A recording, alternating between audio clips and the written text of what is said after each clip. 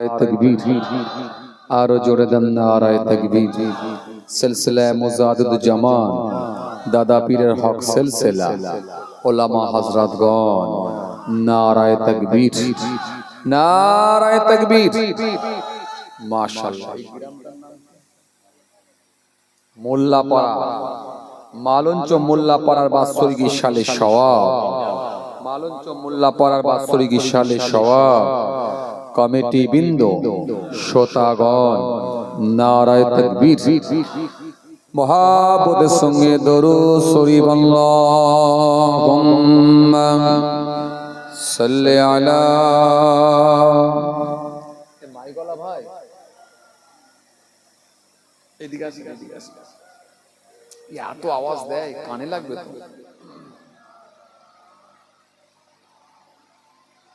আর একবার দরুদ শরীফ পড়েন আল্লাহুম্মা।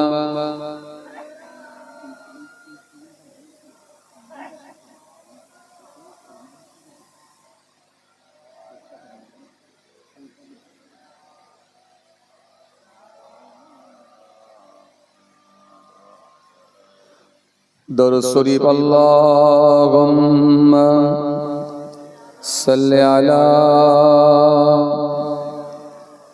সাইয়্যিদিনা। আরেকটু বাড়ান। ওয়া আলা আলি সাইয়্যিদিনা মাওলানা মুহাম্মদ। আল্লাহুম্মা সাল্লি আলা সাইয়্যিদিনা। পেশার আসছে আরেকটু বাড়ান।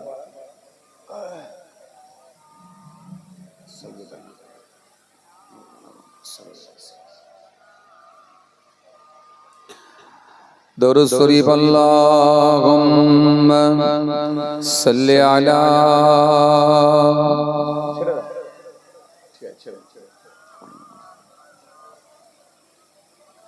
ওয়া আলা আলি সাইয়্যিদিনা।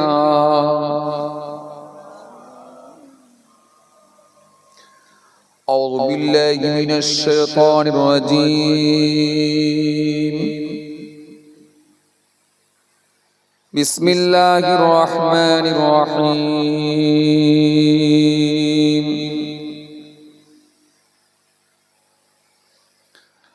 আলহামদুলিল্লাহ আলহামদুলিল্লাহি নাহমাদুহু ওয়া নাস্তাঈনুহু ওয়া নাস্তাগফিরুহু ওয়া নু'মিনু বিহি ওয়া নাতাওয়াক্কালু আলাইহি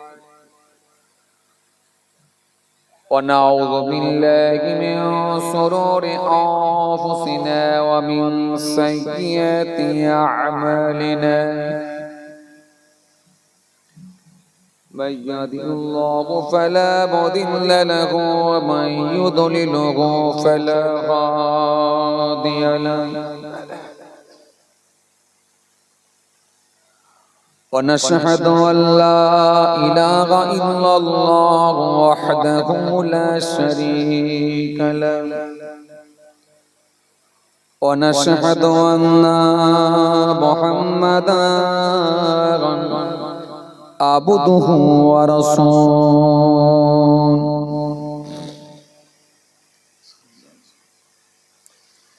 إن الله وملائكته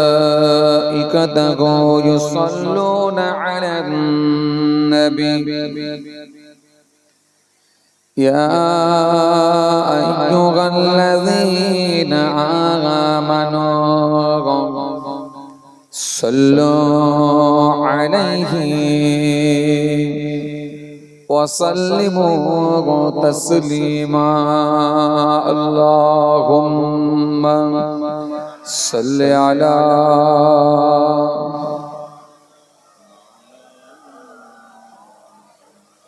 وعلى آل سيدنا। দরুদ শরীফ আল্লাহুম্মা সাল্লি আলা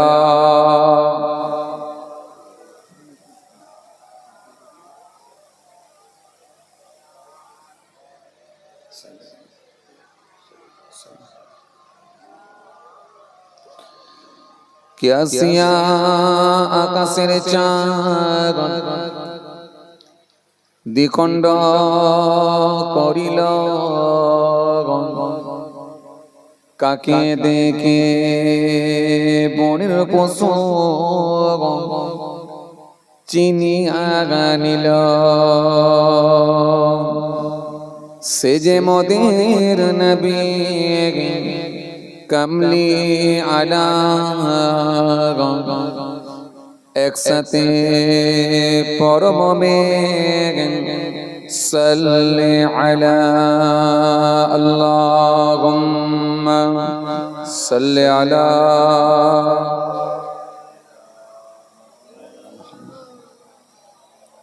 ওয়া আলা আলি সাইয়্যিদিনা।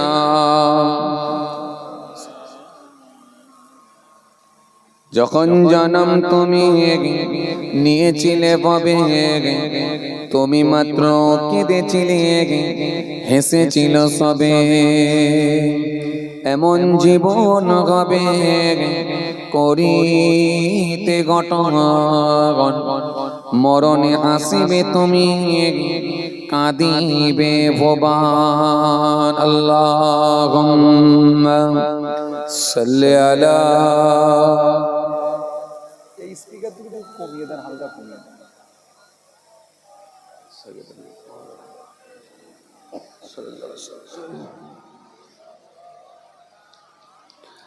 उनका दर चूमने का सिला मिल गया, उनका दर चूमने का सिला मिल गया। सर उठाया तो मुझको खुदा मिल गया। आसियों का बरा मर्तबा मिल गया, हसरे में दामने मुस्तफा मिल गया। अल्लाहुम्मा सल्ली अला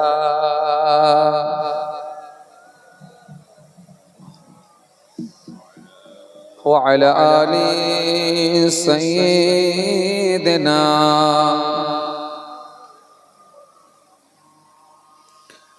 আমি তো জানি না পাবো কি পাবো না, আল্লাহ তোমার দেওয়া সেরা জান্নাত। আমি তো জানি না পাবো কি পাবো না, আল্লাহ তোমার দেওয়া সেরা জান্নাত। আমি সদ জানি নরকের গুনি সইতে পারবো না কোনদিন রাত। আমি তো জানি না পাবো কি পাবো না, আল্লাহ তোমার দেওয়া সেরা জান্নাত। আমি তো জানি না পাবো কি পাবো না, আল্লাহ তোমার দেওয়া সেরা জান্নাত। আল্লাহুম্মা সাইয়্যিদিনা মাওলানা মুহাম্মদ ওয়ালা সাইয়্যিদিনা মাওলানা মুহাম্মদ সাল্লাল্লাহু আলাইহি ওয়াসাল্লাম।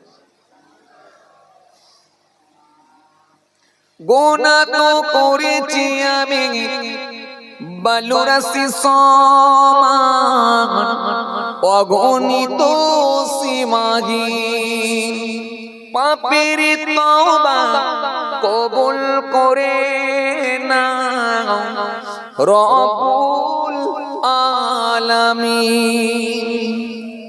জোরে হবে না? গুনাহ তো করেছি আমি বালুরাশি সমান, অগণিত সীমাহীন। পাপের তওবা কবুল করে না রব্বুল আলামিন। হায়াত আমার কমছে শুধু প্রতিদিন, গুনাহ আমার বাড়ছে শুধু বাধাহীন। তুমি তো পারো দিতে না যা, আমি সদ জানি নরকের গুনি সইতে পারবো না কোনদিন রাত। আমি তো জানি না পাবো কি পাবো না। আল্লাহ তোমার দেওয়া সেরা জান্নাত, আমি তো জানি না পাবো কি পাবো না। আল্লাহ তোমার দেওয়া সেরা জান্নাত, আমি সদ জানি নরকের গুনি সইতে পারবো না কোনদিন রাত। আমি তো জানি না পাবো কি পাবো না। আল্লাহ তোমার দেওয়া সেরা জান্নাত, আমি তো জানি না পাবো কি পাবো না। আল্লাহ তোমার দেওয়া সেরা জান্নাত। আল্লাহুম্মা সাল্লি আলা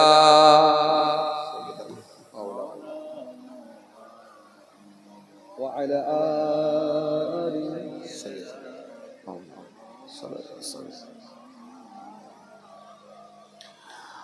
وقال الله تعالى في كلامه المجيد والفرقان الحميد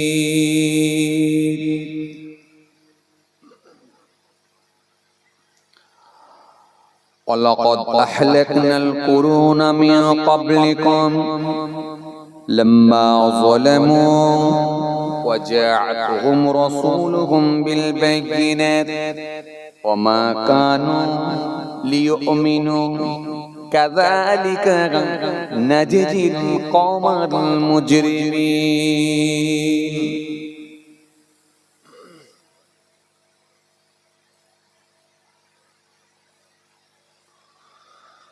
وقال النبي صلى الله عليه وسلم من ترك الكذب وهو باطل بني له قصر في ربض الجنة ومن ترك المراء وهو محق بني له في وسطها ومن حسن خلقه بني له في أعلاها إلى آخر الحديث أو كما قال. प्यारे हाजिराने मजलिस, সদীয় দিনদার ইমানদার পরেজগার মুত্তাকি বয়োজ্যেষ্ঠ আল্লাহওয়ালা প্রবীণ মানুষেরা, আজকের মাহফিলে বসে থাকা বয়োজ্যেষ্ঠ প্রবীণ মানুষেরা, আমার পিতৃতুল্য বাপেরা, আজকের মাহফিলে বসে থাকা আমার যুবক সাথী মহব্বতের ভাইরা, আমাদের ঘরের সন্তানেরা, আমার ছোট ছোট ভাই বোনেরা, আজকের মাহফিলে আগত বিশিষ্ট ব্যক্তিরা, হাফেজে কোরআন, উলামায়ে কেরাম, হুফাজে কেরাম, আল্লাহ পাকের হাজী বান্দাগণেরা, খাস করে এই মহল্লার ইমাম, আমাদের সকলের কাছে অত্যন্ত সম্মানীয় ব্যক্তি, শ্রদ্ধার পাত্র, আমাদের সকলের হৃদয়ের মানুষ, আমাদের সকলের অন্তরের মানুষ, আমাদের সম্মানীয় মোহতারাম ইমাম সাহেব, সকলকে আমি আমার অন্তঃস্থল থেকে অনেক অনেক সালাম, শুভেচ্ছা, ভালোবাসা জানিয়ে খুব অল্প সময় সংক্ষিপ্ত কিছু বয়ান করে আপনাদের খেদমত থেকে বিদায়। সেই সাথে সাথে আরো জানাই, যারা আর লোকে নাই, আল্লাহর জামিন ছেড়ে বিদায় নিয়েছেন, নশ্বর ধাম ত্যাগ করেছেন, ধরাধাম ত্যাগ করেছেন, আমাদের থেকে যারা পৃথক হয়ে গেছে, এই মালঞ্চ মোল্লাপাড়ার কবরস্থানে 3.5 হাত জায়গা অধিকার করে অপেক্ষায় রত, ইন্তজার করছেন, ওয়েট করছেন সে কিয়ামতের দিনের জন্য। জানাই তাদেরকে আমি আমার অন্তঃস্থল থেকে সালাম এবং মুবারকবাদ। আল্লাহ পাকের রহমত প্রত্যেক ইমানদারের উপর হোক, আমরা জোরে বলি আল্লাহুম্মা আমিন। মাশাআল্লাহ, আলহামদুলিল্লাহ, বেশ কিছুক্ষণ সময় আপনারা আলোচনা শ্রবণ করেছেন। গুনাহগার আপনাদের পীরের আওলাদ এসেছি দরবারে ফুরফুরা শরীফ ছোট হুজুর কেবলার নাতি, দরবারে পীরনগরী হুজুর পীর কেবলা রাহমাতুল্লাহ আলাইহি, হুজুরের পৌত্র, আব্বাজানের দিক দিয়ে সৈয়দ, আম্মাজানের দিক দিয়ে সিদ্দিক, দুই খানদানের মেহমান হয়ে আপনাদের খেদমতে এসেছি। আপনাদের ছেলে, আপনাদের ভাই পীরজাদা মাহফুজুল্লাহ হুসাইনি এসে হাজিরা দিয়েছি। কিছু সময় আলোচনা করেই আপনাদের খেদমত থেকে বিদায় নেব। খুব কষ্ট আপনাদেরকে দেব না। মোবাইলে লাইভ হচ্ছে নাকি? লাইভ হয়নি তো? মাশাআল্লাহ, আলহামদুলিল্লাহ, আলোচনাও আজকের দিনে যথেষ্ট হচ্ছে। বর্তমান সময়ে খুব বেশি বেশি আলোচনা হচ্ছে, কথা ঠিক কিনা? জলসা মাহফিলটা অনেক বেশি বেশি হচ্ছে, এত অত্যাধিক জলসা হচ্ছে, প্রত্যেক পাড়ায় পাড়ায় জলসা। তৎকালীন সময় গ্রামে একটা জলসা হতো, এখন তো পাড়ায় পাড়ায় জলসা। আবার একটা পাড়াতে একটা জলসাই শেষ না, আবার কম্পিটিশনে কিছু জলসা হয়, জানেন তো নাকি? আবার কিছু ভক্ত শিষ্যর ব্যাপার আছে, ফ্যান ফলোয়ার্স এর ব্যাপার আছে। জি, এখন সব যুবক কমিটি, যদি ভালো লেগে যায় কোনো হুজুরকে, তাহলে ওকে দাওয়াত করতে হবে। সব মিলিয়ে জলসাটা অনেক বেড়েই গেছে। এরপরও যদি বলেন ওয়াজ শোনার অভাব আছে, আবার এখন আমাদের সামনে mobile phone, Android phone, multimedia set, প্রত্যেকের পকেটে পকেটে এখন বড় বড় মোবাইল ফোন। 299 299 টাকা রিচার্জ করলে আপাতত 28 দিনের জন্য সব হুজুর পকেটে। কি বাবাজি, কথা বলছেন না কেন? হ্যাঁ, 299 টাকা রিচার্জ করলে আপাতত হুজুর 28 দিনের জন্য পকেটে। আবার যদি বলেন একটু বেশি রিচার্জ করবেন, 399 টাকা, 84 দিন হুজুর পকেটে। কথা কিছু বুঝতে পারছেন? আপনি যে ভার্সনের মানুষ হন, যে ভাষার মানুষ হন, আপনার ল্যাঙ্গুয়েজ যে ভাষারই হোক না কেন, আপনার ল্যাঙ্গুয়েজ যাই হোক না কেন, আপনি সেই ভাষারই কিন্তু বয়ান শুনতে পারবেন। আপনি যদি ইংরেজি ভার্সনের মানুষ হন তো আমেরিকার হুজুরের ওয়াজ শুনবেন, আরবি ভার্সনের মানুষ হন তো দুবাইয়ের হুজুরের ওয়াজ শুনবেন, সৌদি আরবের হুজুরের ওয়াজ শুনবেন। আপনি যদি উর্দু ভার্সনের মানুষ হন তো পাকিস্তানের হুজুরের ওয়াজ শুনবেন। আপনি যদি বাংলা ভার্সনের মানুষ হন, বাঙালি হন, আমার ভারতবর্ষ বিভিন্ন স্টেট, বাংলা সহ এবং বিভিন্ন স্টেট যেখানে বাংলা ভাষাভাষী মানুষ বসবাস করে, এবং আমাদের পাশের দেশ বাংলাদেশ, পৃথিবীর অন্যান্য দেশ যেখানে বাংলা ভাষাভাষী মানুষ বসবাস করে, তো যে কোনো বাঙালি হুজুরের বয়ান আপনি শুনতে পারবেন। তাহলে এক কথায় আপনি বলতে পারবেন না যে এই ওয়াজটা আমার জানা নাই বা এই ওয়াজটা আমার শোনা। কথা কিছু বুঝছেন বাবাজি? ব্যবসায়ী গুরুত্ব দেন, ব্যবসায়ী গুরুত্ব দেন, এটা একটা ব্যবসা। একদম ঢিলেবি করবেন না, তাহলে ইনকাম হবে না। কথা বোঝেন না, বুঝতে পারেন? আপনি বিকেলবেলা চায়ের দোকানটা খুলে যদি ঝিমিয়ে পড়েন, খদ্দের আসবে?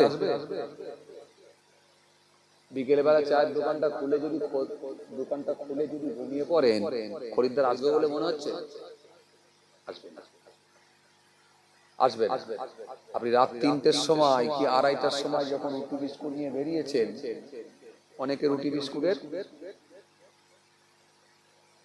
কি বলে ওটাকে, ঠেলা গাড়ি নিয়ে যায়, যেটাকে কি বলে, ফেরি করে, ফেরি, তাই তো নাকি? হ্যাঁ, এই ফেরি করতে যখন যাই দেখি রাত 3টের সময় 2:30টার সময় উঠে পড়ে। আর যদি বলে একদিন ঢিলিমি করে বলে আজকে যাবো নি, তাহলে ইনকাম হবে? যে ইনকাম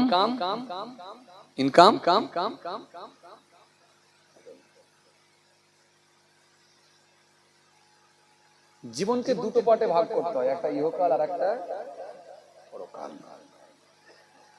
ইহকালের জন্য যেমন আমরা ভাববো, যেমন ইনকাম করতে হবে, ইনকাম করার জন্য যতটা পরিশ্রম করতে হবে, অনুরূপ ভাবে পরকাল নিয়েও আমাদের ভাবতে হবে, পরকাল নিয়েও কিছুটা হলেও পরিশ্রম করতে হবে। তাহলে এখানেও আপনারা যে বসে আছেন, লস নেই? লস আছে বলে মনে হচ্ছে? লস নেই, এখানে আপনার ইনকাম হচ্ছে। আমি মনে বুঝতে পারছি এখানে ইনকাম হচ্ছে। চাচা ভাবছে কই টাকা পাচ্ছি, টাকা নয়, ওটা পরকালের ইনকাম।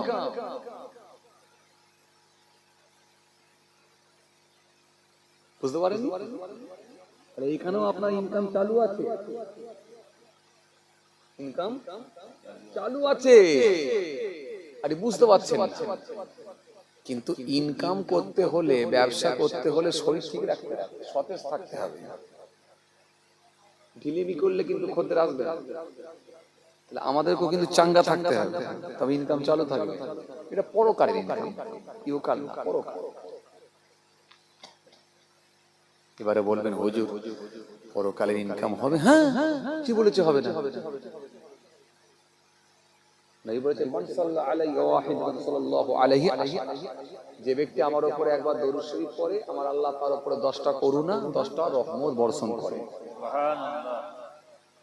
দরুদ শরীফ হচ্ছে তো এখানে না ভাই? না, তাহলে ইনকাম চালু আছে তো? কথা বলে না, ইনকাম চালু আছে তো?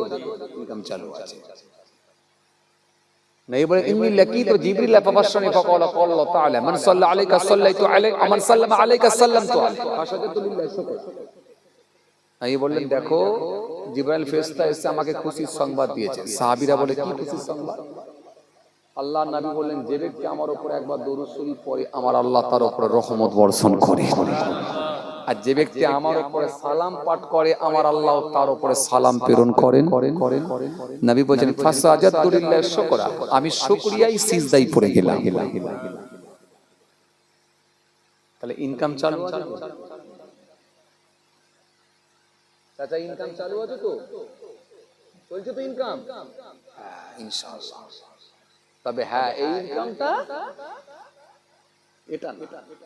এটা মরে যাওয়ার পরে পায়। লস। এই যতবার আপনি সুবহানাল্লাহ, দরুদ শরীফ, আলহামদুলিল্লাহ বলছেন, আল্লাহর নামে তাসবিহগুলো পড়ছেন, নিশ্চিতভাবে আমার আল্লাহ আপনাকে সওয়াবের হকদার করবেন। এইজন্য রাসূলুল্লাহ বলেছেন, এইজন্য নবী বলেছেন, জি মাজলিস সুফি খায়রুন মিন ইবাদাতি 60 সানাত। আল্লাহ নবী বলেন 60 বছর নফল ইবাদত করার থেকে একটা দ্বীনি মাজলিস, দ্বীনি মাহফিল হলো আল্লাহর কাছে প্রিয়, আল্লাহর কাছে উত্তম। 60 বছর কথা বলে, 60 বছর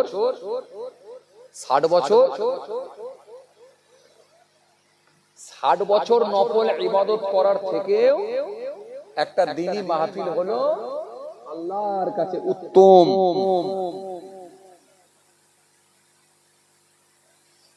এরা তো শুনতে পাচ্ছে, আপনারা শুনতে পাচ্ছেন তো? ঠিক আছে, সবাই শুনে কি করবে ভাই? চায়ের দোকানে বসে বসে কি হবে শুনে? ওদেরকে শুনিয়ে কি হবে? যারা এখানে আছে এরা ইনকাম হচ্ছে, এদের ইনকামটা বলে দিচ্ছে কি হচ্ছে। আসে তাহলে ইনকাম হচ্ছে, কিন্তু ঢিলেমি করলে হবে না। কিন্তু চাঙ্গা থাকতে হবে, নাহলে খদ্দের আসবে না, পালাবে। ব্যাস। আর যদিও রাত হয়েছে, এটা ঠিক, রাত মনে হয় 12টা পার হয়ে গেল, কি বলেন? তবুও মনে রাখবেন আমরা ইনকাম করতে এসেছি। রাত 2:30টার সময়তেও কিন্তু রুটি বিস্কুটের গাড়ি ঠেলছি, ইনকাম করতে বেরিয়েছি। আর রাত 12টা পার করে দিয়ে এখানে বসে আছি, কিন্তু মনে রাখবেন আমরা ইনকাম করতেই এসেছি, আমরা লসে রান করছি না, এটা ভাববেন। সুতরাং লসে যখন রান হচ্ছে না, ইনকাম যখন চালু আছে, বিজনেসটা বিজনেসের মতোই হোক। আসেন টু দা পয়েন্ট, একেবারে পয়েন্টের উপরে কিছু আলোচনা করে আপনাদের খেদমত থেকে বিদায় নিই। আজকের আলোচনার বিষয়বস্তু কি? আলোচনার বিষয়বস্তু একটাই থাকবে, একটা টপিকের উপরে আলোচনা হবে ইনশাআল্লাহ। আলোচনার বিষয়বস্তু থাকবে কোন আমলগুলো আল্লাহর দরবারে যাবে। কি বললাম? কোন আমলগুলো আল্লাহর দরবারে যাবে। এই যে আপনারা এখানে এত মানুষ বসে আছেন, দাঁড়িয়ে রেখেছেন, নামাজ পড়ছেন, টুপি পড়ছেন, আওকাত আছে যাদের, হজ করেছেন, যাকাত দিচ্ছেন, দান করছেন, খায়রাত করছেন, আপনি কি ভাবছেন সব যাবে নাকি? যাবে? কোনগুলো যাবে আর কোনগুলো মাইনাস হয়ে যাবে, এটুকুই আলোচনা। খুব গুরুত্বপূর্ণ পয়েন্ট কিন্তু। দেখেন, একটা লোক পরীক্ষার খাতায়, খুব ভালো করে বুঝবেন, একটা লোক পরীক্ষার খাতায় পরীক্ষা দেয়নি, সাদা খাতা জমা, অ্যাবসেন্ট ছিল, সে লোকটা কিন্তু নাম্বার পাবেনি, সেই ছেলেটা নাম্বার পাবেনি। কিন্তু আর একজন ছেলে নাম্বার পাওয়ার যোগ্য, আমার দিকে তাকান, খেয়াল করেন, আর একটা ছেলে স্টুডেন্ট পরীক্ষার্থী পরীক্ষা দিয়েছে, কিন্তু প্রশ্ন না বুঝে উত্তর দিয়ে ফেলেছে, এও কিন্তু নাম্বার পায়। কথা কি কিছু বুঝতে পারছেন?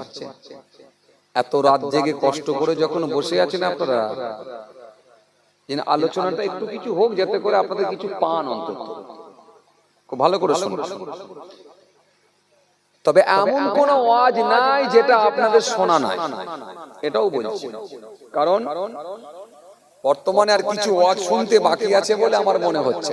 নামাজের ওয়াজ, রোজার ওয়াজ, হজ যাকাতের ওয়াজ, দাড়ি টুপির ওয়াজ, সেবার ওয়াজ, ভাতৃত্বের ওয়াজ, আদর্শের ওয়াজ, মনুষ্যত্বের ওয়াজ, ইনসানিয়াতের ওয়াজ, ঐক্যের ওয়াজ, চরিত্রের ওয়াজ, কালচারের ওয়াজ, শিষ্টাচারের ওয়াজ, মা বাপের খেদমতের ওয়াজ, প্রতিবেশীর হকের ওয়াজ, আত্মীয়ের সঙ্গে সুসম্পর্ক বজায় রাখার ওয়াজ, এতিম মিসকিনের সঙ্গে ভালো আচরণ করার ওয়াজ, মুসা নবীর ওয়াজ, ঈসা নবীর ওয়াজ, দাউদ নবীর ওয়াজ, সুলাইমান নবীর ওয়াজ, জাকারিয়া নবীর ওয়াজ, ইহইয়া নবীর ওয়াজ, নবী মুহাম্মদ মুস্তাফা সাল্লাল্লাহু আলাইহি সাল্লাম হাবিবুল্লাহ আখিরি নবীর ওয়াজ, বড় পীর সাহেব, খাজা সাহেব, ওয়াইসকুরুনি হুজুর, মুজাদ্দিদ আল-ফিসানি হুজুর, ফুরফুরা শরীফ পীর আবু বকর সিদ্দিক দাদা হুজুর পীর কেবলা রাহমাতুল্লাহ আলাইহি হুজুর, আউলিয়া কিরামদের ওয়াজ, এমন কোন ওয়াজ নাই যেটা আপনাদের শোনা নাই। আসেন, আমি আপনাদের সামনে একটু ঘুরিয়ে আলোচনা করতে চাইছি, যাতে করে আমাদের উপকারে আসে। কি বললাম? পরীক্ষার্থী পরীক্ষা দিয়েছে কিন্তু নাম্বার পায় না, ওটাই হলো অত্যন্ত দুঃখজনক, যে পরীক্ষা দিয়ে নাম্বার পেলাম না। যে ছেলেটা পরীক্ষা দেয় না, অ্যাবসেন্ট ছিল, পরীক্ষা দেয় না, তার মনে কোনো দুঃখও ছিল না, কেন পরীক্ষা দিইনি মানে নাম্বার পেতেই পারি না। আমি জানি আগে থেকে নাম্বার পাবো, আব্বা বলে দিয়েছিল কলকাতায় পাঠিয়ে দেবো কাজে, সেজন্য পরীক্ষায় দিই না, কাজে চলে যাবো, চিন্তা নেই, নাম্বার পাই না, দরকার নেই। কিন্তু যে স্টুডেন্টটা পরীক্ষা দিয়ে এলো, খালি প্রশ্ন না বোঝার কারণে উত্তর ভুল লিখে দিয়েছিল, পরীক্ষা দিয়েছেও কিন্তু নাম্বার পায় না। সুতরাং আমল থাকবে আপনার, নামাজ থাকবে, রোজা থাকবে, দাড়ি থাকবে, টুপি থাকবে, জিকির থাকবে, তাসবিহ থাকবে, কিন্তু পদ্ধতি না বোঝার কারণ, সিস্টেম না বোঝার কারণ, তরিকাটা নবী আনার তরিকায় না হওয়ার কারণ, ওই আমল করেও কিন্তু নাম্বার পাওয়া যাবে না।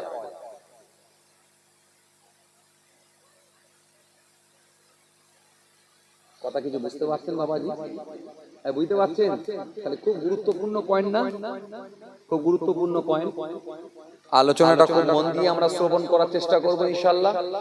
আর পাশাপাশি আমরা আরেকটা জিনিস শুনে নিয়েছি যে ব্যবসা যখন করতে বসেছি নিশ্চয়ই আমরা ইনকাম চালুই রেখেছি।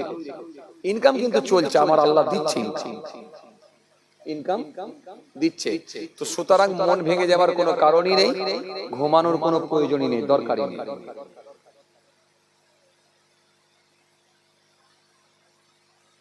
চলেন আলোচনা আমি একটুখানি আপনাদের সামনে করি, খুব অল্প সময় কিছু আলোচনা করব, খুব কষ্ট আপনাদেরকে দেবো না।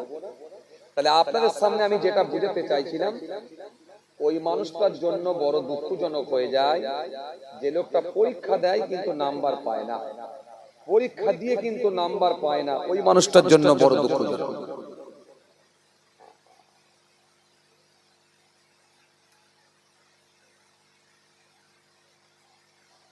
বেশি আলোচনা করব না আপনাদের সামনে, অল্প সময় ঘন্টাখানেক আলোচনা করে দোয়া করব বাস। কেন বর্তমানে বেশি ওয়াজ লাগবে না, আমি বলি দিচ্ছি আপনাদের। আসেন লক্ষ্য করুন। হে তরুণিয়া নওজোয়ান জামাকেরা, ইয়া মে মুরব্বিয়ানিরা, বাবা রাসূলকে দেখে যে কথা আপনাদের বোঝাতে চাইছিলাম, পরীক্ষা যে ব্যক্তি দেয় না নাম্বার, সেই ব্যক্তি পায় না। মনে দুঃখ কিন্তু লাগে না, কিন্তু মনে দুঃখ তখনই লাগবে, তখনই অন্তরে ব্যথা লাগবে যদি লিখে নাম্বার না পাওয়া যায়। কারণ প্রশ্ন না বোঝার কারণে অ্যান্সার ঠিক মতো হয় না, অ্যান্সার ঠিকঠাক না হলে নাম্বার আসতে পারে না। প্রশ্ন করা হয়েছে বাপের নাম বলো, তোমার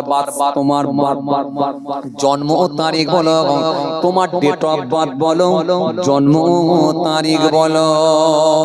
জিজ্ঞাসা করেছে বাপের নাম বলো, জন্ম তারিখ বলো, কিন্তু আপনি বাপের নাম না বলে গ্রামের নাম লিখে দিয়েছেন, আর নিজের জন্ম তারিখ না লিখে মায়ের ডেট অফ বার্থ, জন্মের তারিখ লিখে দিয়ে ঘরে চলে এসেছেন। মাস্টার কি নাম্বার দেবে বলে মনে হয়?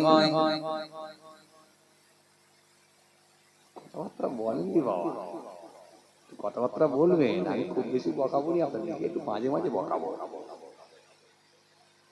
নাম্বার পাওয়া যাবে? আরে এ তো লিখেছে নাম্বার, কথা বল, এ লিখেছে কিন্তু নাম্বার পাচ্ছে না। কেন? প্রশ্ন বোঝে না, প্রশ্ন না বুঝে উত্তর দিয়ে ফেলেছে, ভুল লেখা হয়ে গেছে। এই জন্য কাল কিয়ামতের ময়দানে সবার নামাজ যাবে না,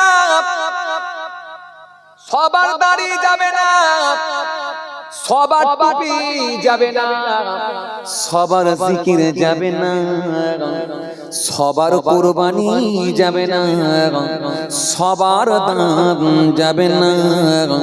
যারা প্রশ্ন বোঝে না, সিস্টেম অনুযায়ী হয় না, তার মানে ওই আমলগুলোই কবুল হবে যেগুলো নবী আনা তরিকায় হয়েছে, যেগুলো নবী আনা নকশায় হয়েছে। আরে নবী আনা তরিকায় দান, নবী আনা তরিকায় রোজা, নবী আনা তরিকায় নামাজ, নবী আনা তরিকায় পানি খাওয়া, নবী আনা তরিকায় পাঞ্জাবি পরা, নবী আনা তরিকায় হাঁটা, নবী আনা তরিকায় খাওয়া, নবী আনা তরিকায় যদি হয়ে যায়, প্রত্যেকটা কাজের বিনিময়ে মহান আল্লাহ নেকি দেবে। এজন্য কোরআন স্পষ্ট ঘোষণা দিয়েছে, মাআতাকুম রাসূল ফাখুযুহু ওয়া মা নাহাকুম আনহু ফান্তাহু। আমার রাসূল তোমাদেরকে যা আদেশ করেন স্বতঃস্ফূর্তভাবে গ্রহণ করে না, নবী যেগুলো তোমাদেরকে বারণ করেন সেগুলো থেকে তোমরা বিরত থাকো। কেন নবীর আদেশ আর নিষেধ মানে আমি আল্লাহ আমার আদেশ আর নিষেধ।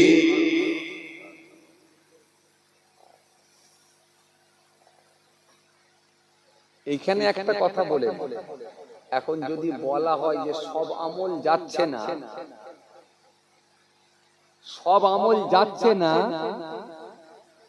তাহলে কিন্তু আমল করার লোকও কমে যাবে। কথা ঠিক কিনা? কিছু মানুষ যারা আবার নামাজ রোজা দিন ধর্ম করে না, তারা বলছে ভালোই হয়েছে, হ্যাঁ আমরাও জানতাম, না করলে ওই জায়গায় যাব, ওরা করে ওই জায়গায় যাবে। খুব ভালো করে শুনবেন, খুব ভালো করে শুনবেন। শোনেন, আমল থাকলে একটা প্লাস পয়েন্ট। যেহেতু আল্লাহ কোরআনে কারীমের মধ্যে বলেছেন ইন্নাল্লাযীনা আমানু ওয়া আমিলুস সলিহাত কানাত লাহুম জান্নাতুল ফিরদাউসি নুজুলা, নিশ্চয় যারা ঈমান এনেছে আর পৃথিবীর জমিনে সৎকর্ম ভালো কাজগুলো করেছে, আমি আল্লাহ বলছি তাদের জন্যই রয়েছে আমার জান্নাতুল ফিরদাউস। তাহলে ঈমান বাঁচিয়ে আমল করার নির্দেশ কার? আল্লাহ। তাহলে আমল করতে হবে, এটা আপনার প্লাস পয়েন্ট। থাকলে তবু একটা বাঁচার লাইন আছে। কেন? আমার আল্লাহর দয়াটা তো অনেক বেশি, দয়াটা অনেক বেশি। দয়া করে যদি বলে বান্দা যাক আমাকে স্মরণ করেছে, এটা ব্যতিক্রম। কিন্তু সিস্টেমেটিক যদি দেখা হয়, সব আমল কিন্তু উপরে যাচ্ছে, আল্লাহর দরবারে কবুল কবুল হচ্ছে না। খুব ভালো করে এবারে কার আমল কবুল হচ্ছে বা কাদের আমল কবুল হচ্ছে আর কাদের আমল কবুল হচ্ছে না, এটাই হলো বিষয়। চলেন আমি এই কথাকে সামনে রেখে আমি আপনাদের সামনে একটা হাদিস বলে যাই। এই হাদিসটা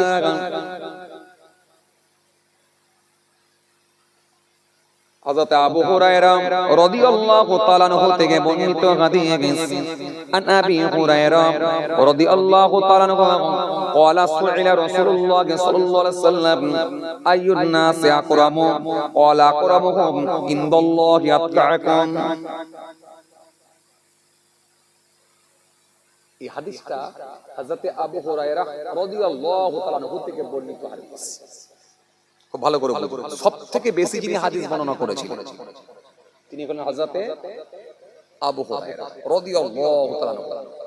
চাচা খুব ভালো করে নজর দেন, একদম ঘুমাবেন না, লসে রান করবেন। এক দুর্বল হয়ে পড়লেই ব্যবসায়িক খদ্দের কমে যাবে। আর দ্বিতীয় নাম্বার হচ্ছে এমন একটা পয়েন্টের আলোচনা হচ্ছে, যদি ফসকে যান আপনি জানতেই পারবেন না কোন আমলগুলো চলে গেল। হয়তো দেখা গেল আপনার পাড়ার অন্য লোকের আমল চলে যাবে, আপনার আটকে যাবে। খুব ভালো করে নজর ধ্যান কিন্তু খুব ভালো করে। তাহলে সবথেকে বেশি যিনি হাদিস বর্ণনা করেছিলেন তিনি হলেন হযরত আবু হুরায়রা রাদিয়াল্লাহু তাআলা। পুরুষদের ভেতরে সবথেকে বেশি হাদিস বর্ণনা করেছে, মনে রাখবেন। আর মহিলাদের ভেতরে সবথেকে যিনি বেশি হাদিস বর্ণনা করেছেন তিনার নাম হযরত মায়েশা সিদ্দিকা রাদিয়াল্লাহু তাআলা আনহা। 2210 অর্থাৎ 2210টি। তাহলে এই হাদিসটা আবু হুরায়রা রাদিয়াল্লাহু তাআলা আনহু থেকে বর্ণিত হাদিস।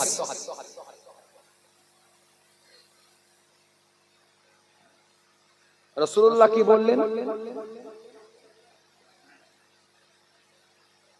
عن أبي هريرة رضي الله تعالى عنه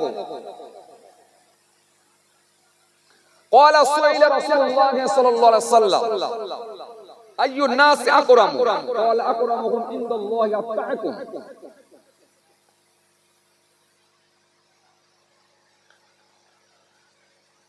حضرت أبو هريرة رضي الله تعالى عنه হযরত আবু হুরায়রা রাদিয়াল্লাহু তাআলা আনহু থেকে বর্ণিত হাদিস। আল্লাহ নবীকে জিজ্ঞাসা করা হলো আইয়ুন নাস আকরামু, ইয়া রাসূলুল্লাহ ওয়া ইয়া হাবিবাল্লাহ, হুজুর সম্মানিত ব্যক্তিকে, সম্মানিত সম্মানিত ব্যক্তিকে, কোন ব্যক্তিটা সবথেকে সম্মানিত? সম্মানিত ব্যক্তি।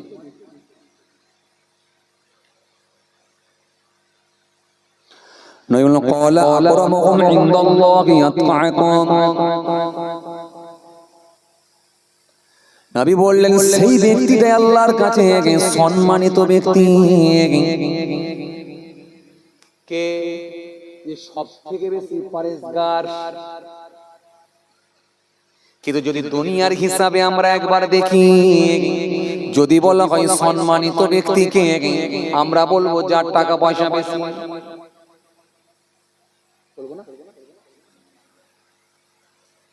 দুনিয়ায় সব থেকে বেশি কোন ব্যক্তিগুলো বেশি সম্মান পায়?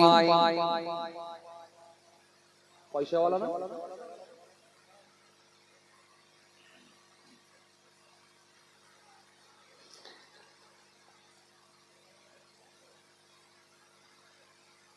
খুব ভালো করে, খুব ভালো করে। এখন আপনার একটা গরিব আত্মীয় আছে, আর একটা আপনার ধনী আত্মীয় আছে। যে আত্মীয়টা দুটো ইট ভাটার মালিক, চারখানা ভেড়ির মালিক, যে আত্মীয়টার মালঞ্চ রাস্তার ওপরে বড় মার্কেট আছে, বিশাল বড় 3 তলা বাড়ি আছে, এই আত্মীয় আপনার একটা আছে। আর একটা আত্মীয় আছে আপনার থেকেও গরিব। এই দুটো আত্মীয় যদি আপনার বাড়িতে আসে, আপনি বলেন তো দেখি কোন আত্মীয়র গুরুত্ব আপনার কাছে বেশি বাড়বে?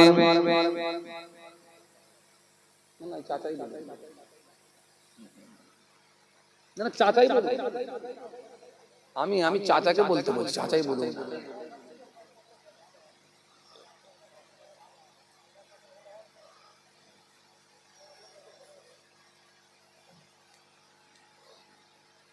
এতক্ষণে বুঝছে। আমি প্রশ্নটা কি রেখেছিলাম?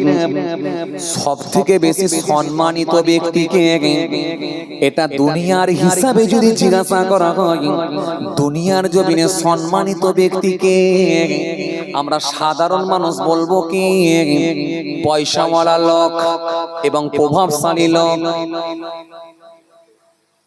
বলবো তো, বলবো না? আল্লাহওয়ালা লোক বলবো। আপনাদের মহল্লার ইমাম সাহেব তিনি যখন রাস্তা দিয়ে হেঁটে হেঁটে যায়, মালঞ্চ বাজারে 1 কাপ চা খাবে, ডান দিকেও লোক নাই, পা দিকেও লোক নাই, সামনেও লোক নাই, পিছনেও লোক নাই। কিন্তু আপনাদের এলাকার প্রধান যদি একবার হেঁটে হেঁটে মালঞ্চ বাজারে যায়, গিয়ে যদি একবার দাঁড়িয়ে যায়, লোকজন প্রধানের কাছে বেশি না কম হয়?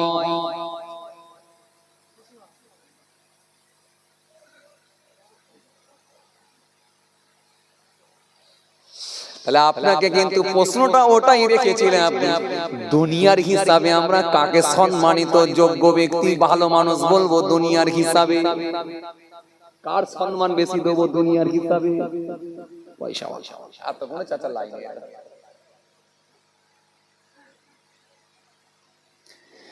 কিন্তু নবীকে এখানে জিজ্ঞাসা করা হয়েছিল। হাদিসটার সাথে আবু হুরায়রা রাদিয়াল্লাহু তাআলা আনহু থেকে বর্ণিত হাদিস, আইয়ুন নাসি আকরামু ইয়া রাসূলুল্লাহ, হাবিবাল্লাহ, সবথেকে সম্মানিত ব্যক্তিকে? নবী বললেন ক্বালা আকরামুকুম ইনদাল্লাহি আতকাকুম। নবী বললেন সেই ব্যক্তিটাই হলো আল্লাহর কাছে সম্মানিত ব্যক্তি, যে ব্যক্তিটা সবথেকে বেশি পরহেজগার, দিনদার, খোদা ভীরু। তাহলে একটা দুনিয়ার হিসাব আর একটা আখিরাতের হিসাব। তাহলে দুনিয়ার ব্যবসায় আপনারা এখন নাই, আখিরাতের ব্যবসায় আছেন। এইবার আপনাদের সামনে একটু আলোচনা করি। নবী বললেন ওই ব্যক্তিটা সব থেকে বেশি সম্মানিত, ওই ব্যক্তিটাই হলো সব থেকে বেশি সম্মানিত যে ব্যক্তিটা সব থেকে বেশি পরহেজগার দিনদার খোদাভীরু ওই ব্যক্তিটাই হলো আল্লাহর কাছে বড় সম্মানিত ব্যক্তি। নবী এখানে কিন্তু বললেন না নামাজি ব্যক্তি, নবী এখানে কিন্তু বললেন না রোজাদার ব্যক্তি, নবী এখানে কিন্তু বললেন না দাড়িওয়ালা ব্যক্তি, নবী এখানে কিন্তু বললেন না টুপিওয়ালা ব্যক্তি, তবে নবী এখানে বলেছেন পরহেজগার দিনদার খোদাভীরু। তার মানে যার ভেতরে আল্লাহর ভয় ভীতি ছিল সেই মানুষটাই তো পরহেজগার হয়ে যাবে।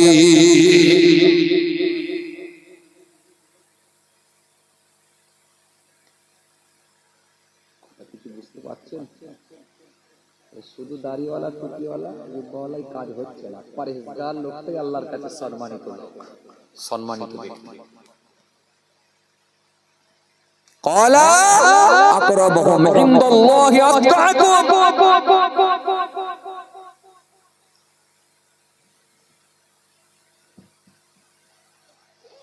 এইবার আপনাদের সামনে একটু আলোচনা করি পরিষ্কার কোন লোকটা হবে, দিনদার কোন লোকটা, দাড়িওয়ালা টুপিওয়ালা জুব্বাওয়ালা নামাজি রোজাদার না না না না। হাদিস পাকের মধ্যে পাওয়া যায় রাসূলুল্লাহ সুন্দর করে জানিয়ে দিয়েছেন, আল্লাহ নবী সুন্দর করে জানিয়েছেন। হাদিস পাকের মধ্যে পাওয়া যায়, হাদিসটা যাতে উমামা থেকে বর্ণিত হাদিস, আন আবি উমামা রাদিয়াল্লাহু তাআলা আনহু قال قال رسول الله صلى الله عليه وسلم ان الله لا يقبل من العمل الا ما كان له خالصا وابتغى به وجهه। আল্লাহ রব্বি আল্লাহ নবী সুন্দর করে জানালেন, হযরতে উমামা রাদিয়াল্লাহু তাআলা আনহু থেকে বর্ণিত হাদিস, আল্লাহ নবী সুন্দর করে বললেন আমল আল্লাহর দরবারে যাবে না, ওই আমলটাই আল্লাহর দরবারে যাবে যেটার মধ্যে ইখলাস ছিল। ইখলাস ব্যতীত কোনো আমল আল্লাহর দরবারে যাবে না। তাহলে দাড়ি থাকবে, টুপি থাকবে, যাকাত থাকবে, হজ থাকবে, তাসবিহ থাকবে, নামাজ থাকবে, দান থাকবে, কিন্তু ইখলাস থাকবে না, নিয়ত ঠিক থাকবে না, বিশুদ্ধ হবে না। বিশুদ্ধ আমল যদি না হয়, নবী বলছেন ওই আমল কিন্তু আল্লাহর দরবারে যাবে না। যেটা বিশুদ্ধ আমল সেটাই যাবে, ইখলাস ব্যতীত কোনো আমল কিন্তু আল্লাহর দরবারে পৌঁছাবে না।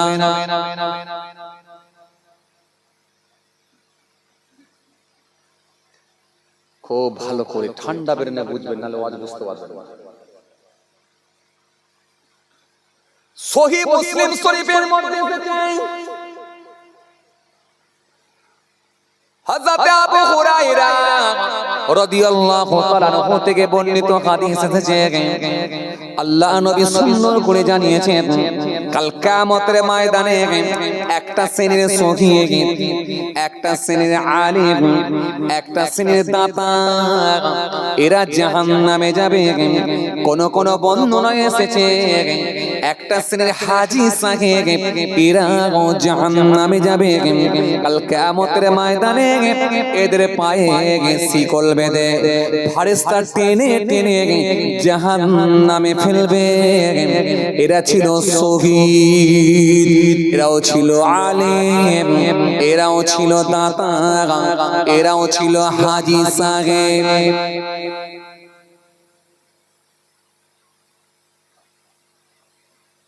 আপনার ভেতরে তো নামাজ আছে, দাড়ি আছে, টুপি আছে, জিকির আছে, তাসবিহ আছে, যাকাত আছে, অনেক আমল আছে, কিন্তু যে শহীদ হয়ে গিয়েছিল তার থেকে বেশি আমল করতে পেরেছেন বলে মনে হচ্ছে।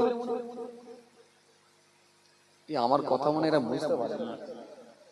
আমার কথা কি বুঝতে পারছেন আপনারা? বলছি আমার কথা বুঝতে পারছেন আপনারা? আমি কি বুঝাতে পারছি আপনাদেরকে? আলহামদুলিল্লাহ। কি বলছিলাম? চাচা আপনার ভেতরে নামাজ আছে, দাড়ি আছে, টুপি আছে, জিকির আছে, তাসবিহ আছে, যাকাত আছে, সব আছে, ভালো ভালো, কিন্তু যে ব্যক্তিটা শহীদ হয়ে গেছে আল্লাহর জন্য, তার থেকে বেশি কি আমল আপনার কাছে আছে বলে মনে হচ্ছে? শহীদের দরজা কম, কিন্তু সহিহ মুসলিম শরীফের মধ্যে এসেছে আবু হুরায়রা রাদিয়াল্লাহু তাআলা আনহু থেকে বর্ণিত হাদিস, আল্লাহর নবী বলেন একটা শ্রেণীর শহীদ, একটা শ্রেণীর আলেম, একটা শ্রেণীর দাতা, একটা শ্রেণীর হাজী, এদেরকে আল্লাহ জাহান্নামের আগুনে দেবেন। প্রশ্ন আমার এখানে, শহীদ হয়ে জাহান্নামে যেতে হবে কেন?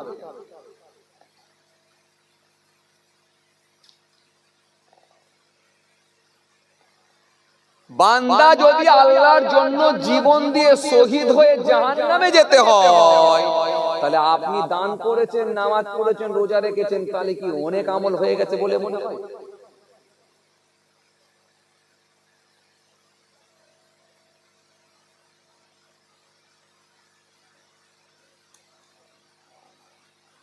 কিছু কথা বুঝতে পারছেন আমার? শহীদের গুরুত্বটা কত একটু নবীকে জিজ্ঞাসা করা হলো, আইয়ুন নাসে খায়রুন ইয়া রাসূলুল্লাহ, ইয়া রাসূলুল্লাহ, হাবিবাল্লাহ, হুজুর কোন মানুষটা সবথেকে ভালো মানুষ? নবী বললেন, ক্বালা লিমান ক্বালা আমরুহু ওয়া হাসানা আমালুহু, আল্লাহর নবী বললেন যার বয়স বেশি সাথে আমল ভালো। বয়স বেশি সাথে আমল ভালো। নবীকে জিজ্ঞাসা করা হলো, আইয়ুল আমাল আহাব্বু ইলাল্লাহ আযজা ওয়া জাল, ইয়া রাসূলুল্লাহ, হাবিবাল্লাহ, হুজুর সবথেকে ভালো আমলটা কি?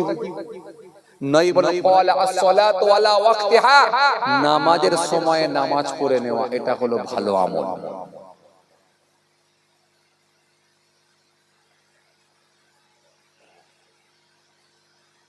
সুবহানাল্লাহ বলবেন কি বলবেন না সেটাও আমি খুব বেশি চাপ দিতে পারবো না, এটা আপনার উপরই আমি ছেড়ে দিচ্ছি। আমি আপনার উপরই ছেড়ে দিলাম। যদি মনে হয় সুবহানাল্লাহ বলা দরকার আছে বলবেন, যদি মনে হয় না বলে বেকার, তাহলে ছেড়ে দেবেন। আপনি আপনার বয়সকে কাজে লাগাবেন না, বরং আপনি আপনার ওয়াজ শোনার বয়সকে কাজে লাগাবেন। কি বললাম? আপনি আপনার বয়সকে কাজে লাগাবেন না, বরং আপনার ওয়াজ শোনার বয়স, ওয়াজ শোনারও একটা বয়স হয়েছে। আপনার নিজের বয়স একটা আলাদা আছে, আর ওয়াজ শোনার বয়স একটা। কারণ নিজের বয়স হতে পারে 55 বছর, ওয়াজ শোনার বয়স হতে পারে 25 বছর। কারণ নিজের বয়স হতে পারে 25 বছর, ওয়াজ শোনার বয়স হতে পারে 10 বছর। কারণ নিজের বয়স হতে পারে 10 বছর, ওয়াজ শোনার বয়স হতে পারে 2 বছর। কারণ নিজের বয়স হতে পারে 60 বছর, ওয়াজ শোনার বয়স হতে পারে 40 বছর। তাহলে ওয়াজ শোনারও একটা বয়স হয়েছে। এই ওয়াজ শোনার বয়সকে আপনি কাজে লাগাবেন, লাগিয়ে নিজের এক্সপেরিয়েন্স, অভিজ্ঞতা দিয়ে আপনি চিন্তা করে দেখবেন সুবহানাল্লাহ বলা দরকার আছে না।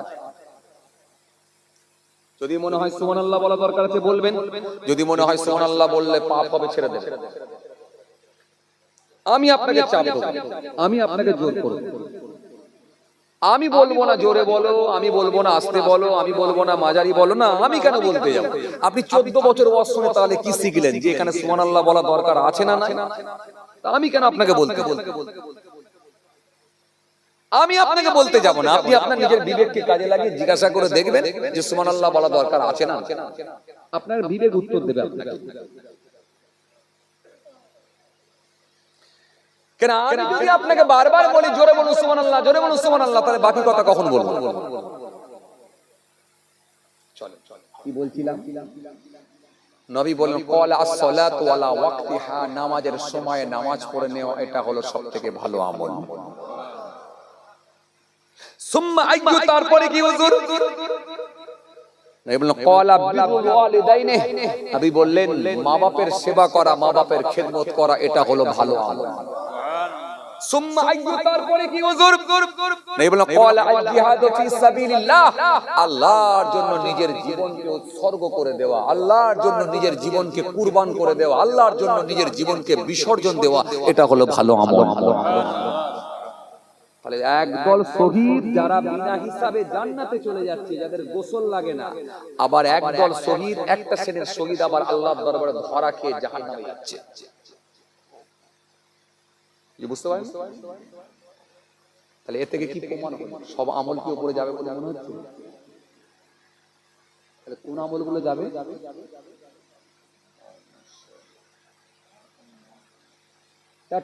লোক বুঝতে পারেন কোন আমল যাবে? ধরতে পারেননি আপনারা? ধরতে পারেন? আমি হাদিসটা কিন্তু আগেই বলেছি, হযরত উমামা রাদিয়াল্লাহু তাআলা আনহু থেকে বর্ণিত হাদিস এসেছে। কোন আমল যাবে?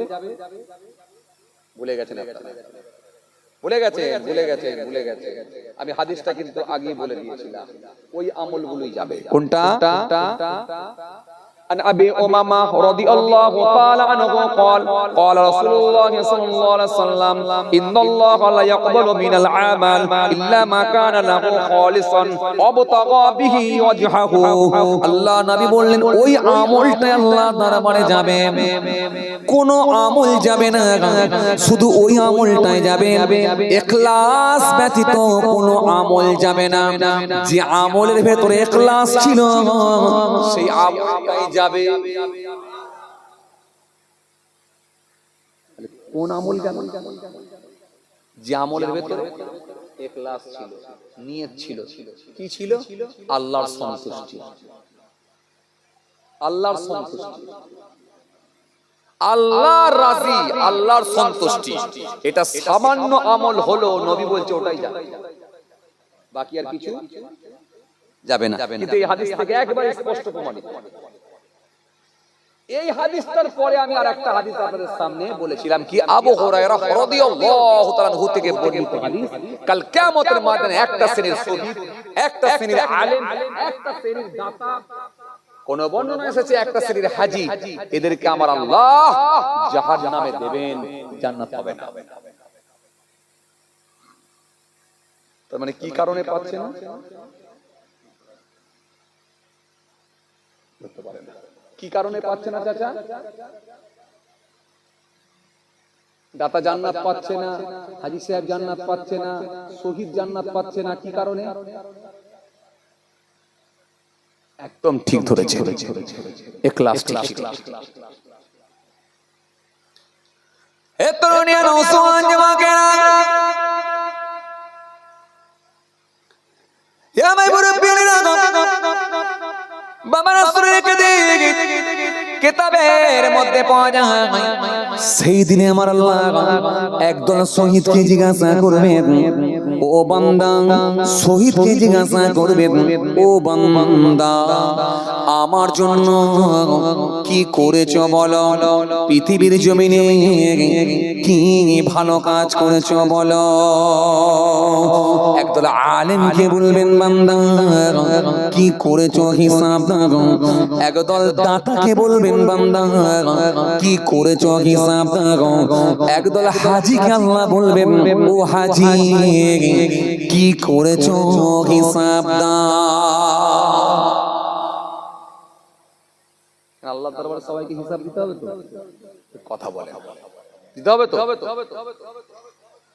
এই জন্য আল্লাহ কোরআনে কারীমের মধ্যে জানিয়েছেন, ওয়াত্তাকু ইয়াওমান তুরজাউনা ফীহি ইলাল্লাহ সুম্মা তুওয়াফা কুল্লু নাফসিন মা কাসাবাত ওয়া হুম লা ইউযলামুন।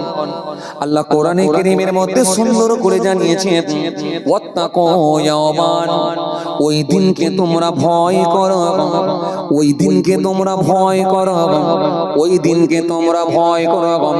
ওয়াত্তাকু ইয়াওমান তুরজাউনা ফীহি ইলাল্লাহ, যেদিনে তোমাদেরকে আল্লাহর কাছে ফিরে আসতে হবে, ফিরিয়ে দেয়া হবে, ওই দিনকে ভয় করো। ওয়াত্তাকু ইয়াওমান তুরজাউনা ফীহি ইলাল্লাহ সুম্মা তুওয়াফা কুল্লু নাফসিন মা কাসাবাত ওয়া হুম লা ইউযলামুন, যেদিনে প্রত্যেকের আমলগুলোকে তাদের সামনে তুলে ধরা হবে। ওয়া হুম লা ইউযলামুন, সেদিনে কিন্তু কারোর উপর জুলুম করা হবে না, সেদিনে প্রত্যেকের আমল তুলে ধরা হবে। সেই দিনটা কোন দিন?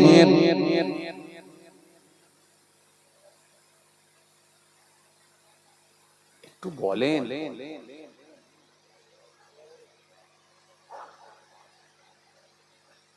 কোন দিন? সেই দিনটা কোন দিন? জোরে বলো, জোরে বলো। হাসরের দিন, কিয়ামতের দিন, ময়দানে মাহশারের দিন। সেদিনে প্রত্যেকের আমলগুলোকে আল্লাহ তুলে ধরবেন। সেদিনে আমার আল্লাহর কাছে ফিরে আসতে হবে।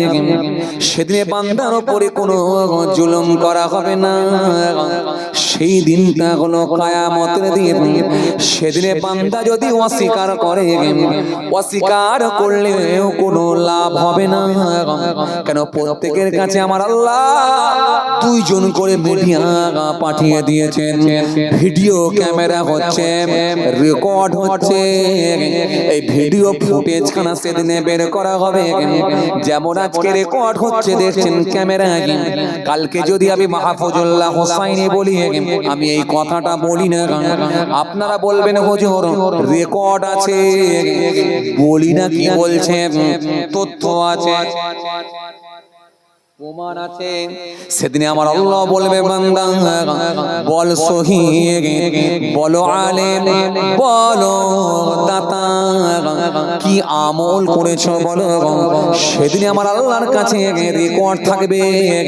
কেন? আমার আল্লাহর দুইজন মিডিয়া আছে। একজনের নাম হলো কেরামান, আর একজনের নাম হলো কাতিবিন। দুইজন ফেরেশতা দুই কাঁধেতে আছে, সবকিছু রেকর্ড করছে। সেদিনে অস্বীকার করার কোনো জায়গা থাকবে না। এই জন্য আল্লাহ সুন্দর করে বললেন বান্দা ওয়াত্তাকু ইয়াওমান, ওই দিনকে ভয় করো, ওই দিনকে ভয় করো।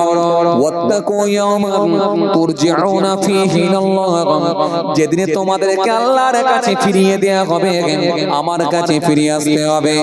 তুরজিউনা ফীহি আল্লাহ সুম্মা তুওয়াফা কুল্লু নাফসিন মা কাসাবাত, যেদিনে প্রত্যেকের আমলনামাগুলো তুলে ধরা হবে। ওহুম লা ইউযলামুন, সেদিনে কারোর উপরে কোনো জুলুম করা হবে না। সেই দিনটা কোন দিন? জোরে জোরে। কিয়ামতের দিন, যেদিনে পালাবার কোনো জায়গা না। বান্দা যেখানে মরুক না কেন, পানিতে ডুবে, আগুনে পুড়ে, ফ্লাইটে হাওয়াতে উড়ে, ভূমিকম্পে মাটির নিচে চলে, বজ্রপাতে জমা করব সকলকে এক জায়গাতে। সেই দিনটা কোন দিন? জোরে।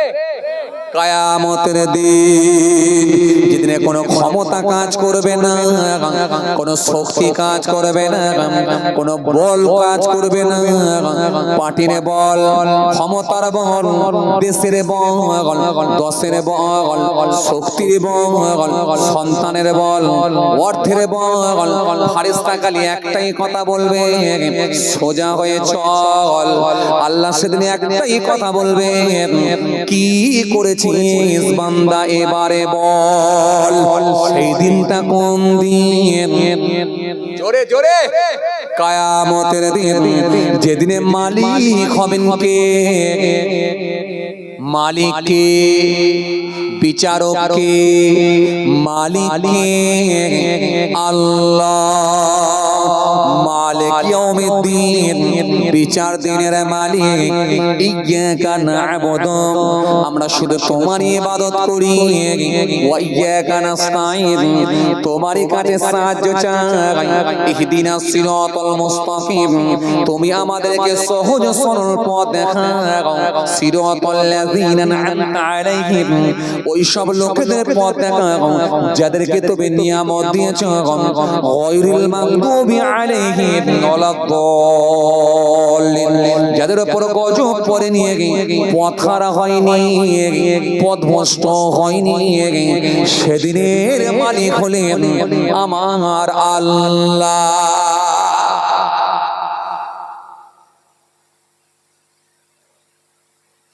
সেই দিন আমার আল্লাহ কিন্তু জিজ্ঞাসা করবেন বান্দা বল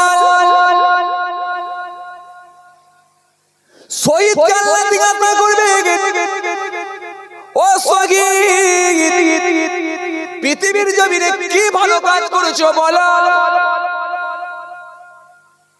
শুনছেন শুনছেন আগের জায়গায় ফিরে এলাম, মনে রাখবেন, ফের আগে চলে এলাম।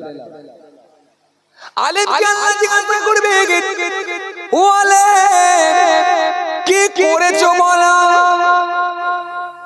দাতাকে আল্লাহ জিজ্ঞাসা করবে ও দাতা কি করেছো বলো। হাজী সাহেবকে আল্লাহ জিজ্ঞাসা করবেন হাজী কি আমল করেছো বলো। শহীদ ব্যক্তি সেই সময় বলবে আল্লাহ আমার আমল তেমন কিছু না থাকলে কিন্তু একটা আমল তো করেছি আল্লাহ, তোমার জন্য জীবন দিয়েছি, তোমার জন্য নিজের শরীরকে আমি তোমার রাস্তায় দান করে দিয়েছি, আমি আমার জীবনকে উৎসর্গ করে দিয়েছিলাম একমাত্র তোমার সন্তুষ্টির জন্য, আমি শহীদ হয়ে গিয়েছিলাম। কিন্তু আমার আল্লাহ বলবেন ও বান্দা শোনো, আমার ফুটেজ বলছে, আমার সিসি ক্যামেরায় ধরা পড়ছে সেদিনে যখন তুমি শহীদ হতে গিয়েছিলে কিন্তু তোমার নিয়ত হয়েছিল কি একটা মনে আছে, তুমি শহীদ হওয়ার জন্য ময়দানে নেমেছিলে কিন্তু মনের দিক দিয়ে তুমি নিয়ত পাল্টে ফেলেছিলে যে আজকে যদি আমি শহীদ হয়ে যাই তাহলে বান্দার মানুষদের কাছে আমি শহীদ নামে খ্যাত হব, লোকে আমাকে শহীদ বলবে, লোকের কাছে আমার বিরাট হাইলাইট হয়ে যাবে, আমি শহীদ নামে প্রচার হয়ে যাব। সেদিনে বান্দা এই যে নিয়ত করেছিলে মানুষ তোমাকে শহীদ বলবে বলে, দুনিয়ার জমিনে আমি আল্লাহ তোমার বদলা দিয়ে দিয়েছি কিন্তু আমার কাছে কোনো জায়গা নাই, আমার কাছে কোনো বেনিফিট নাই। ফেরেশতাকে বলবে ফেরেশতা এর পায়ে শিকল বেঁধে জাহান্নামে নিয়ে যাও।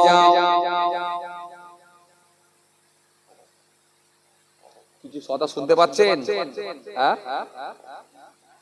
তাহলে শহীদ ব্যক্তিও জাহান্নামে যাচ্ছে, মনে আছে আপনাদের? মুসলিম শরীফের হাদিস, বাজে কথা বলিনি, গল্প নয়, ভেতরে আছে মুসলিম শরীফের হাদিস।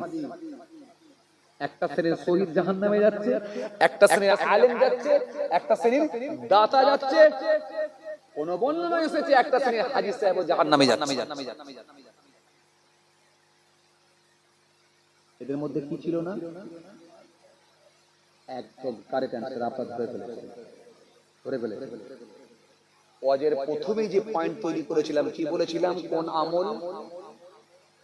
কোন আমল যাচ্ছে আর কোন আমল যাচ্ছে না, এই আলোচনা হয়েছিল। বুঝতে পারছেন আপনারা আলোচনা? আমি কিন্তু আলোচনার পাঠ গড়াইনি, ওই একটা টপিকের উপরই আছি, এটা আমার অভ্যাস। আমি যেটা দিয়ে শুরু করি ওটা দিয়ে শেষ করি। ইখলাস মানে কেমন শোনেন? আপনাদের সামনে যদি আমি আরো দুটো হাদিস বলি আপনাদের বুঝতে বড় সুবিধা হয়ে যাবে।